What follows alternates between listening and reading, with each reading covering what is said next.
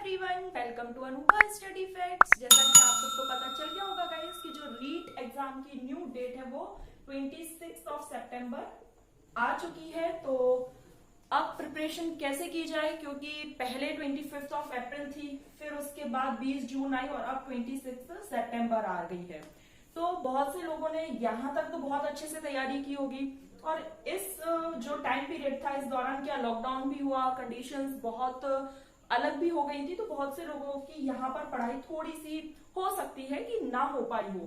तो अब यहाँ से लेके जो ये टाइम मिल रहा है इसमें हमको ऑलमोस्ट 3 महीने मिल रहे हैं। तो इन 3 महीनों का हम कैसे यूज कर सकते हैं वो आज हम इस वीडियो में बात करने वाले हैं।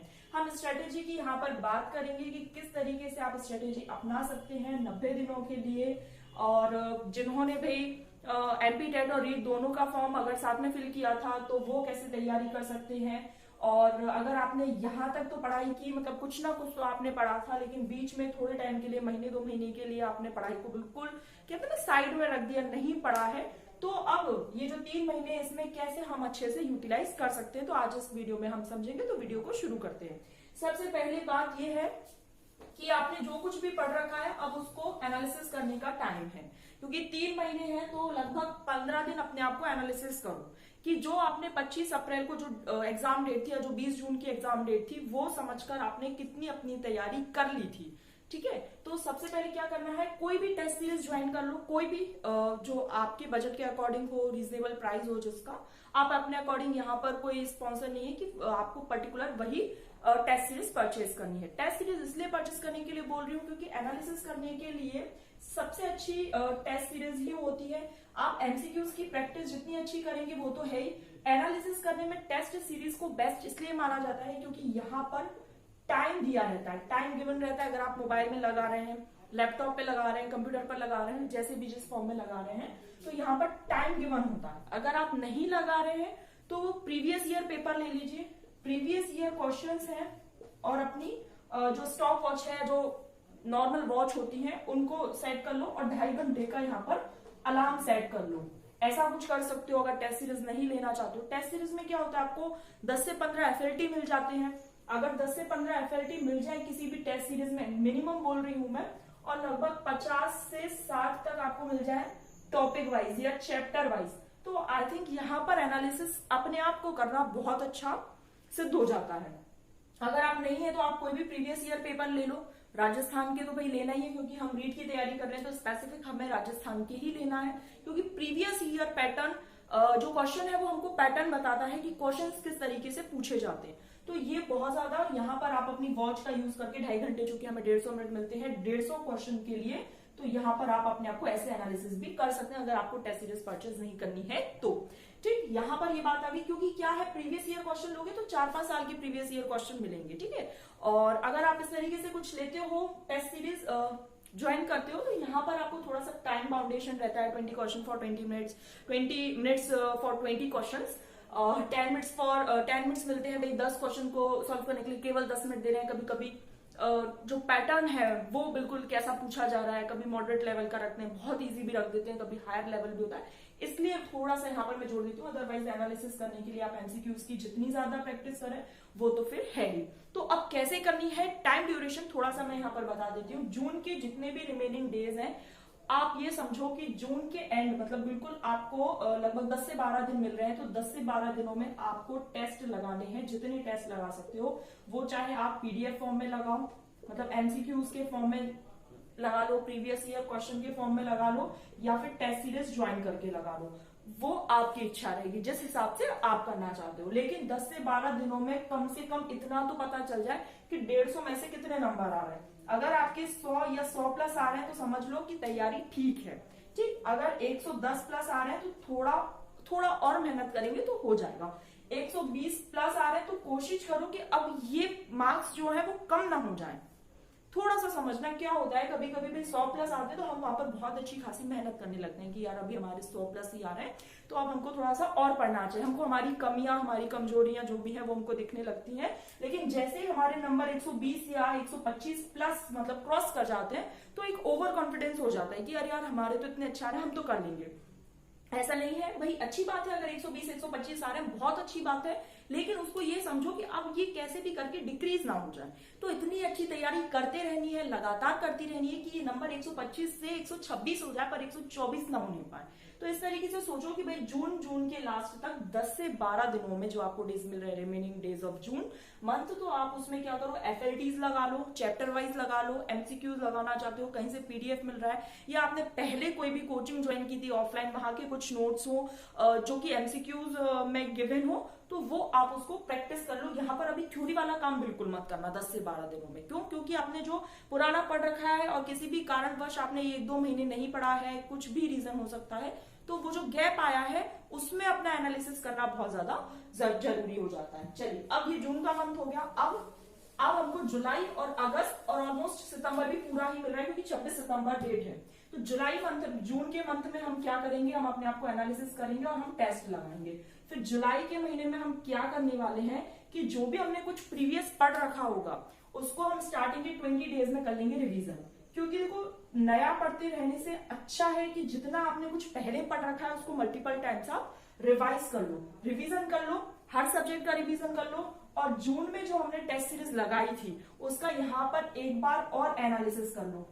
एनालिसिस कैसे? जहां पर जो क्वेश्चन गलत हो रहा था तो वो आप एक, अगर ऑनलाइन लगा रहे हो, टेस्ट सीरीज ज्वाइन करके लगाते हो, उस क्वेश्चन को नोट कर लो जो क्वेश्चन गलत हो रहा है। लेकिन अगर MCQs और PDF जो भी आप ऑफलाइन मोड में लगा रहे हो तो टिक कर लिया करो, डॉट रख लिया, स्टार बना लिया कि ये क्वेश्चन गलत हो रहा है, तो उसको यहाँ पर एनालिसिस करो। इन 20 दिनों में रिविजन करो, फिर उसके बाद थोड़ा थोड़ा क्या करते रहना है, इसको एनालिसिस करते रहना। जुलाई के जो ऑलमोस्ट 11 दिन बचे हैं, तो क्या करना है कि यहां पर इन जो 11 दिनों में, 10 से 11 दिनों में आपको क्या करना रहेगा, कुछ भी जो भी आपको लगता है कि आपका सिलेबस से जो भी छूट गया है पार्ट, सिलेबस देखो। सबसे पहले तो भाई सिलेबस अभी तक तो देख ही लिया होगा, ऐसा तो है नहीं कि आप बिल्कुल भी पढ़ाई नहीं कर रहे थे। तो जो भी आपने देखा है, और सिलेबस में मैंने आपको पहले भी बताया था जब हमने 50 डेज की स्ट्रेटेजी की बात की थी, 70 डेज की स्ट्रेटेजी, और जब 25 अप्रैल को हमारा एग्जाम आने वाला था 30 डेज की स्ट्रेटेजी। तो हमेशा मैंने बोला है सिलेबस जितना हो जाए इसको कुछ ऐसे मार्क कर आपको पता होना चाहिए कि इतने टॉपिक्स आपके फिनिश हो चुके हैं। तो इन 10 से 11 दिनों में अब आपका क्या काम रह जाएगा कि आप उन टॉपिक्स को कंप्लीट करने वाले हैं। पूरी कोशिश करोगे, चाहे भले यहाँ पर आपको थोड़ा सा टाइम भी ज्यादा डिवोट क्यों ना करना पड़े, जो भी टॉपिक्स रह गए हैं कोशिश करोगे कि वो कंप्लीट हो जाए। ठीक, जैसे ये कंप्लीट होंगे, टेस्ट लग चुका है, एक बार रिवीजन हो चुका है, और एक बार जो टेस्ट लगा है उसका एनालिसिस हो गया, मतलब 2 बार टेस्ट हो चुके हैं, तो जो कॉन्फिडेंस लेवल है वो थोड़ा सा अच्छा हो जाएगा। बहुत ज्यादा हवा में भी नहीं तो बहुत ज्यादा नीचे भी नहीं, नॉर्मल भाई, हाँ कि हम कर सकते हैं, हम ही करेंगे या हम तो कर ही लेंगे, ऐसा नहीं, हम कर सकते हैं, ऐसी वाली जो सिचुएशन है वो हमारे माइंड में आ जाएगी कि अरे हमारा इतना हो गया, हम कर लेंगे। अब पूरा भी हमारे पास अगस्त का महीना रखा है। अब अगस्त के महीने में हम क्या करने वाले हैं, अब हम ये देखेंगे कि प्रीवियस ईयर पेपर, अगर आपने यहाँ टेस्ट सीरीज दी थी तो प्रीवियस ईयर पेपर रखे हैं अभी आपके पास, तो प्रीवियस ईयर क्वेश्चंस लगाएंगे। ऑलमोस्ट लगभग लग जाना चाहिए 10 से 12, 10 ले लेते हैं यहाँ पर। 10 दिनों में आपके कितनी बार, मैंने 10 दिन दिए हैं, कितनी बार, कम से कम 3 बार प्रीवियस ईयर पेपर लग जाने चाहिए, क्योंकि 4-5 साल के प्रीवियस ईयर पेपर आपको मिल जाएंगे। जब प्रीवियस ईयर क्वेश्चन आप 3 बार लगा लोगे और यहाँ पर पहली बार में उसी टेस्ट में कभी 100 नंबर आएंगे तो आपको लगेगा यार मेरा तो इतना सब कुछ हो गया, केवल 100 नंबर आए। फिर दूसरी बार में फिर कोशिश करोगे, पता चले कभी 110 आ गए, तो तीसरी बार में ये कोशिश करना है कि सीधा 125 प्लस आए। ठीक, तो कॉन्फिडेंस लेवल जो यहाँ पर अच्छा था, यहाँ थोड़ा सा गिर गया, लेकिन वापस उठ के ये यहाँ पर अच्छा आ जाएगा कि चलो भाई 125 प्लस आने लगे हैं।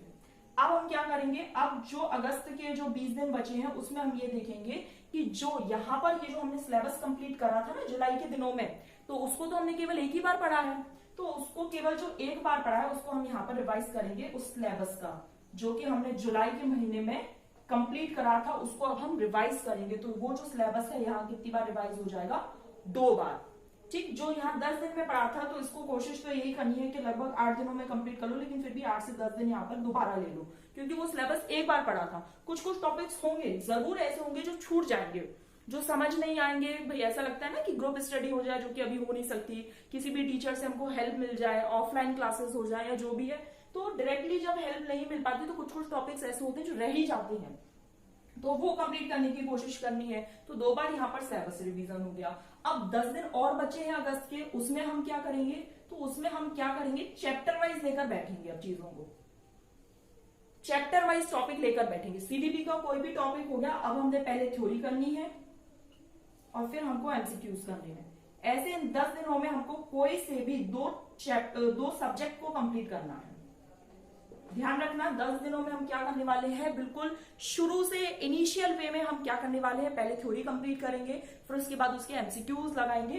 तो यहां पर देखो अगस्त के स्टार्टिंग के 10 दिनों में हमने टेस्ट लगा लिए, फिर नेक्स्ट 10 दिनों में हमने ये सिलेबस कर लिया 10 दिनों में, और फिर 10 दिनों में चैप्टर वाइज थ्योरी, फिर उसके एमसीक्यू। सब्जेक्ट कोई से भी दो हो, चाहे आप सीडीपी हिंदी ले लो, सीडीपी ईवीएस ले लो, सीडीपी साइंस ले लो, सीडीपी मैथ, सीडीपी जो भी लैंग्वेज आप चाहते हो वो ले लो। बस ये है कि सीडीपी या जो सब्जेक्ट की पेडागोजी इनको करते रहना। जितनी अच्छी सीडीपी होगी उतनी अच्छी सब्जेक्ट की पेडागोजी पर पकड़ बनती जाएगी। तो यहाँ पर अगस्त मंथ भी यहाँ पर कंप्लीट हो गया है और हमारे 2 सब्जेक्ट बिल्कुल पूरी तरीके से हो चुके हैं। ठीक, अब जो लैंग्वेज वाले जो सब्जेक्ट्स होते हैं उनमें बहुत सारा दिन नहीं लगते हैं। तो मेरा ये मानना है कि जो सितंबर मंथ है उसमें आप क्या करोगे कि स्टार्टिंग के 10 डेज में कोशिश करना कि लैंग्वेज 1, लैंग्वेज 2 और ईवीएस, या फिर वहां पर आपने ईवीएस ले ली थी अगस्त के महीने में, तो जो भी सब्जेक्ट रिमेनिंग था उसको आप यहां पर लिख सकते हो और 5 डेज एक्स्ट्रा दे सकते हो। उसको 10 से 15 दिन ले लो, जो आपको अपने हिसाब से ठीक लगे। वैसे 10 दिन में, क्योंकि यहाँ पर हमको स्टडी आवर्स बढ़ाने पड़ेंगे, क्योंकि एग्जाम हमारा नजदीक आएगा, जैसे जैसे हमें स्टडी आवर्स बढ़ाने पड़ेंगे, तो आई थिंक ये आप कवर कर सकते हो। और चूंकि 2-3 बार रिवीजन हो गया है, पढ़ लिया है सब कुछ, तो इतना ज्यादा भी टाइम नहीं लगेगा।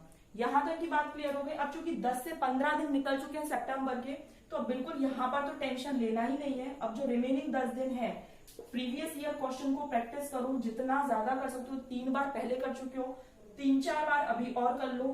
टेस्ट सीरीज जो भी ज्वाइन की है उसके अगर न्यू टेस्ट को अपडेट करते हैं, अच्छी बात है, अगर अपडेट करते हैं तो वो लगाओ, नहीं है तो जो प्रीवियस है, जो आपने पहले लगा चुके थे वो तो लगाना ही है। प्लस जिन क्वेश्चंस पर डाउट था उनको बहुत अच्छे से क्लियर करना है। तो यहां पर देखो आपका जो पूरा 90 डेज का टारगेट है वो ऐसे कंप्लीट हो जाएगा और आपको पता भी नहीं लगेगा। रिवीजन बहुत ज्यादा जरूरी है। भले ही आप एग्जाम में, मैं ये नहीं कह रही कि 100% जो सिलेबस है वही करके जाओ। अगर आप 80-85% सिलेबस भी कंप्लीट कर जाते हो और इसको कम से कम 2 से 3 बार रिवीजन करके जाते हो, तो आप 120 और 125 प्लस मार्क्स बहुत इजीली ला सकते हो। ऐसा नहीं है कि सिलेबस कर लिया 100% और रिवीजन अगर पूछा जाए कि रिवीजन कितना हुआ है, तो रिवीजन एक भी बार नहीं हुआ, तो आप केवल 100 नंबर ले आओ, ये बहुत बड़ी बात रहेगी। क्योंकि माइंड है, चीजें भूल जाता है, जरूरी नहीं है कि उसे सारी चीजें याद बनी रहे। तो multiple times, time to time revise हो, ये बहुत ज्यादा जरूरी है। हमने क्या करा, जून के महीने में हमने टेस्ट लगा लिए, फिर जुलाई के स्टार्टिंग के दिनों में हमने क्या करा, पूरा सब कुछ रिवीजन कर लिया जो भी हम कर सकते थे।